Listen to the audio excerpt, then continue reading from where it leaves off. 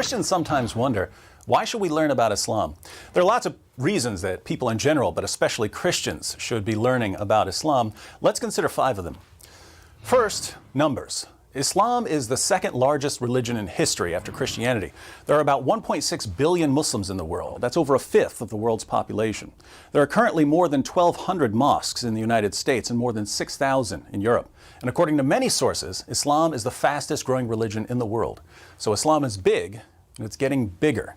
When that many people believe something, it's a good idea to learn what they believe. Second, Christians can't communicate the gospel clearly to Muslims without understanding what Muslims believe, because the Quran distorts the meaning of Christian claims. For instance, Christians claim that Jesus is the Son of God. But when we say Jesus is the Son of God, Muslims think we're claiming that God had sex with a woman and produced Jesus as an offspring. They believe this because the Quran says, "How can Allah have a son when he has no wife?" Surah 6, verse 101. Now, when Christians call Jesus the Son of God, we're not talking about God having sex and producing an offspring. No Christian has ever meant that. But that's what Muslims think we mean, because the Quran says that's what it means to call someone the Son of God. There's a similar problem when it comes to the doctrine of the Trinity. According to the Quran, Surah 5, verse 116, Christians believe in a Trinity made up of God, Jesus, and Mary.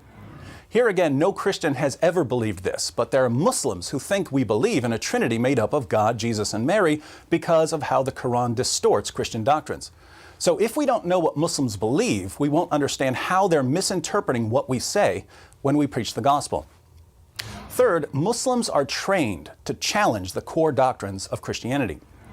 Jesus taught his followers lots of things, but when they preached the gospel in the book of Acts, they preached that Jesus is the divine Son of God who died on the cross for sins and rose from the dead. Deity, death, and resurrection. These are the 3 core teachings of the Christian gospel. Islam denies all 3 of them, and so Muslims are taught to challenge Christians on these issues. Muslims are taught to attack Christianity where it matters most. If Christians don't know about Islam, we won't know how Muslims are going to challenge our beliefs, and we won't know how to challenge their beliefs. Fourth, many Muslims are so confident that Islam is true because they've been told all their lives that it's indisputably true, that they can't seriously consider any alternatives to Islam. My best friend in college was a Muslim. That's why I started studying Islam. We talked about Christianity for a couple of years, but he was so confident that Islam was true, he really wasn't taking Christianity seriously.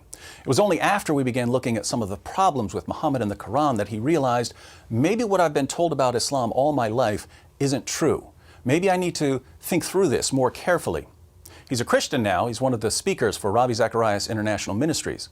So giving Muslims some facts about Muhammad and the Quran is crucial, and we can't give them these facts unless we know what the facts are.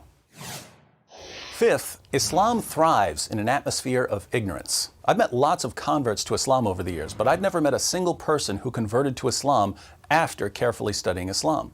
When I meet a convert to Islam and I ask, "Why did you convert to Islam?" it's almost always because the person was given some false information. The reason so many people fall for this false information is that there's a general atmosphere of ignorance about Islam, which allows Muslim preachers to say pretty much whatever they want because no one's going to correct them. These preachers are then free to adapt their message to the values of their audience. In the West, we believe in women's rights. So the Muslim preacher says, "You believe in women's rights? Muhammad was a champion of women's rights. He was probably the greatest defender of women who ever lived." People in the West usually have a high respect for science. So the Muslim preacher says, "The Quran is filled with scientific claims that could only be verified centuries after Muhammad's death. Science proves that Islam is the truth."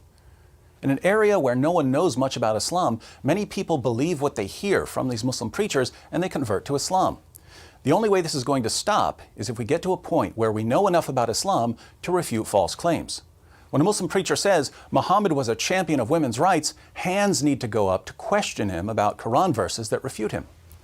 So Islam is already a massive religion and it's growing rapidly. Muslims often don't understand the gospel because they're misinterpreting our claims based on the Quran's distortion of our claims.